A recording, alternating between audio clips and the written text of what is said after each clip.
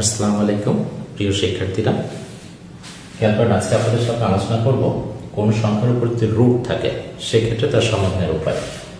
দেখেন আমরা একটি সংখ্যা পেয়েছি 2 এর পাওয়ার আছে 6 এবং রুট আছে ভিতরে আছে 3। এমন ক্ষেত্রে আপনাদের দায়িত্ব হবে বের যে 2 আছে লিখবেন, এরপর 6 আর এই রুটের ভিতরে যে সংখ্যা আছে তা ওই 6 বা এটার পাওয়ারের নিচে বসাবেন।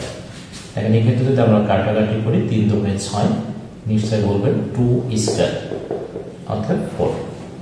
অনুরূপভাবে এই ক্ষেত্রে রুট ওঠানোর জন্য প্রথমত 3 লিখবেন, এরপর পাওয়ার যে 9 আছে আর এই রুটের ভিতরে যে 3 আছে এটা নিচে নিয়ে আসেন।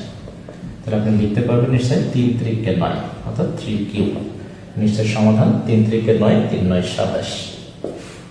একইভাবে এই ক্ষেত্রে তাহলে 4 লিখবেন, পাওয়ার যে 8 আছে পাওয়ার আর এই রুটের ভিতরে যে 4 আছে এটা নিচে বসাবেন। দেখেন 4 দুগুণে 8, তাহলে 4 স্কয়ার। নিশ্চয় 4 4 16। যদি তিনটি সমাধান আপনি বুঝে থাকেন, আশা করি এই প্রশ্নের সমাধানটি কমেন্ট করে জানিয়ে দেবেন।